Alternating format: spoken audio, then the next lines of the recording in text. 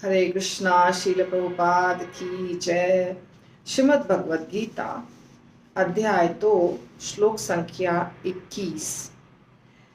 वेद विनाशिनम नित्यम य एनम अजम अव्ययम कथम स पुरुषः पार्थ कम घातयति हन्तिकम।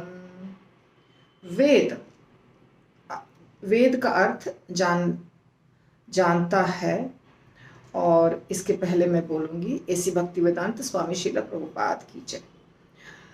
वेद जानता है अविनाशिनम, अविनाशी को, नित्यम शाश्वत, च जो, एनम इस आत्मा, अजम अजन्मा, अव्ययम निर्विकार, कथम कैसे, सह वह, पुरुषः पुरुष, पार्थ हे पार्थ, कम किसको, घातयति मरवाता है, हंति मारता है, कम किसको। हे पार्थ, जो व्यक्ति यह जानता है कि आत्मा अविनाशी, अजन्मा, शाश्वत तथा अव्यय है, वह भला किसी को कैसे मार सकता है या मरवा सकता है। ये हो गया श्लोक का अर्थ, यानी कि ट्रांसलेशन। तो इसके पहले भी इसी प्रकार की चीज थी। इसके पहले वाले में था कि जिसने भी जन्म लिया है उन सबकी मृत्यु होगी। जो जन्म लेगा वो मरेगा, और शरीर मरता है, आत्मा तो अजन्मा है। ठीक है। अब यहाँ पे कह रहे हैं कि जो व्यक्ति को जानता है, जिसको ज्ञान है आत्मा का, शरीर का, दो प्रकार की चीजें हैं, शरीर और आत्मा। शरीर तो हम लोग सोचते हैं कि 100 साल जिएंगे, 50 साल जिएंगे, 80 साल जिएंगे, पर एक टेबल को, ये जो टेबल है ना, सिंपल सा लकड़ी का बना हुआ, इसको तोड़ने में जितना समय लगेगा उससे कम समय में एक व्यक्ति का गला दबा के इसको मार दिया जा सकता है। अर्थात हमारा जो शरीर है वो कभी भी समाप्त हो सकता है। हमारे शरीर को मारने के लिए, समाप्त करने के लिए 5 मिनट भी नहीं लगता है। ये हमारा शरीर है, ऐसा शरीर है। इस शरीर के ऊपर हम इतना गर्व करते हैं। तो हमारा शरीर जो है ना, वो ऐसे चीज से मिलके बना हुआ है जो बहुत जल्दी नष्ट होगा। जैसे लकड़ी है, लोहा है, पत्थर है, इसको तो नष्ट करने में टाइम लगेगा, परंतु इस शरीर को, जिसमें 90% पानी है, समाप्त करने में समय नहीं लगता है, बहुत जल्दी समाप्त हो जाता है। परंतु आत्मा अविनाशी है, अजन्मा है, नित्य है, शाश्वत है। तो ये ज्ञान होता है कुछ लोगों को, और जिनको ये ज्ञान होता है वो कैसे किसी को मार या मरवा सकते हैं, ऐसा यहाँ पे कह रहे हैं भगवान। यहाँ पे प्रभुपाद कहते हैं कि प्रत्येक वस्तु की समुचित उपयोगिता होती है, और जो ज्ञानी है वो जानता है किस वस्तु का प्रयोग कहाँ किया जाए। तो ज़्यादा वर्णन मैं इसमें नहीं करना चाहती हूँ, क्योंकि इसका वर्णन तो हमारे सुबह वाले क्लास में हो रहा है। यहाँ पर हम श्लोका के ऊपर ज़्यादा फोकस करते हैं। तो परंतु थोड़ा सा समझा रही हूँ कि प्रभुपाद यहाँ पे ये नहीं बता रहे हैं ज़्यादा कि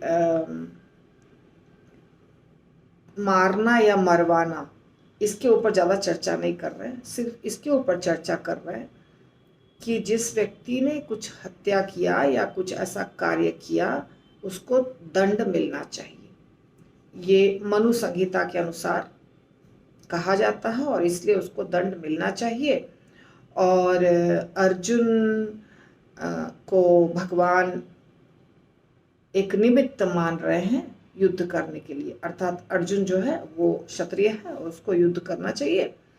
और वहाँ जो भी हैं दुर्योधन, या जो भी दुर्योधन के भाई और उनके साथ लड़ने वाले जो योद्धा हैं, उन सबको दंड मिलना चाहिए, उनको समाप्त कर देना चाहिए, क्योंकि वो अच्छे लोग नहीं हैं। यही न्याय है, यही न्याय है। तो इसलिए अर्जुन को कृष्ण के उपदेश का, कृष्ण के आदेश का पालन करना चाहिए। युद्ध हिंसा नहीं है, क्योंकि मनुष्य या दूसरे शब्दों में आत्मा को मारा नहीं जा सकता। तो ये बहुत डीप चीज़ है, आप थोड़ा पढ़ लीजिएगा इसको, और यदि लगा तो बाद में प्रश्न पूछिएगा। अभी हम देख रहे हैं श्लोक का उच्चारण।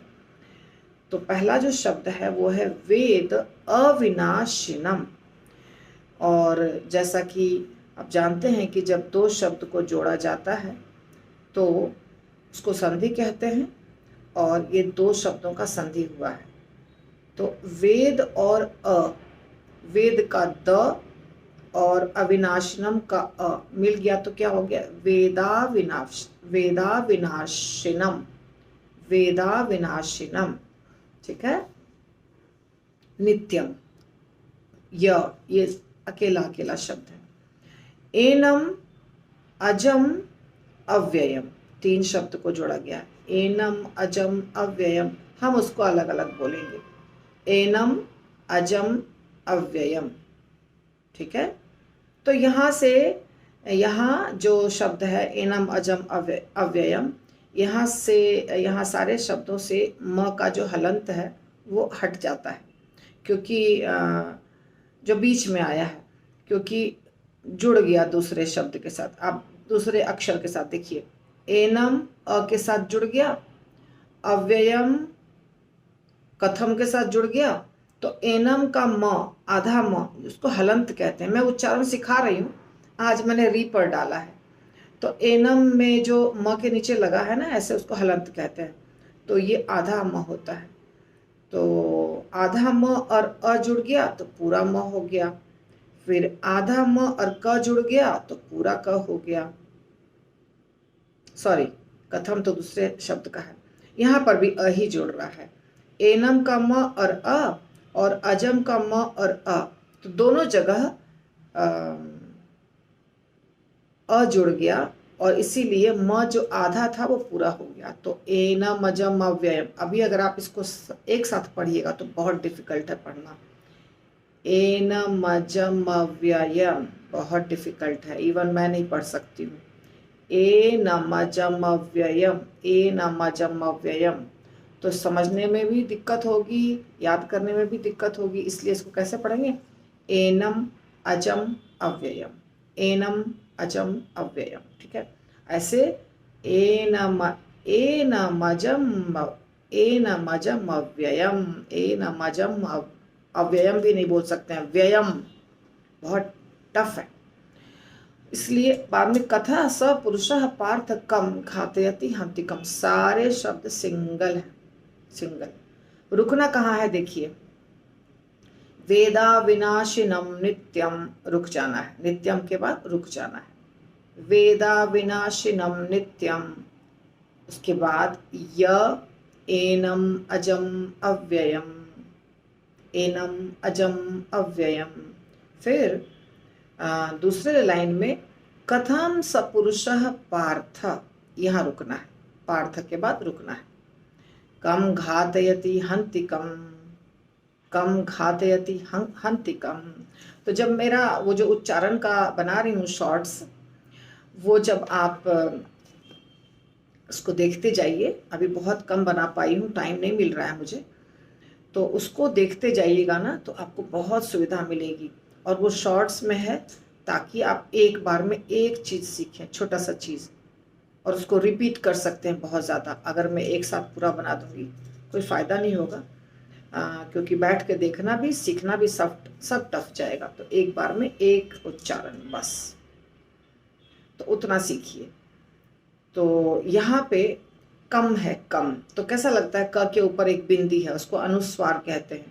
पर जो अव्ययम के बाद जो लास्ट अक्षर म है ना, आधा, सेम वो सेम है। क के ऊपर बिंदी है वो भी, और म के नीचे हलंत है, दोनों सेम है, कोई अंतर नहीं है। ठीक है।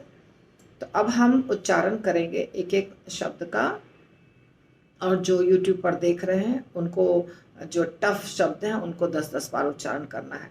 वेदा विनाशिनम, वेदा विनाशिनम, वेदा विनाशिनम, ऐसे। नित्यम, य, एनम अजम अव्ययम, एनम अजम अव्ययम, एनम अजम अव्ययम, एनम अजम अव्ययम, ऐसे। और इसी तरह सारे शब्द। और जो मेरे साथ हैं ऑनलाइन कनेक्टेड वो अभी प्रैक्टिस करेंगे। तो मैं पढ़ के फिर से सुनाती हूँ। वेदा विनाशिनम नित्यम, य एनम अजम अव्ययम, कथम स पुरुषः पार्थ कम घातयति हन्तिकम्, ऐसे। हरे कृष्णा।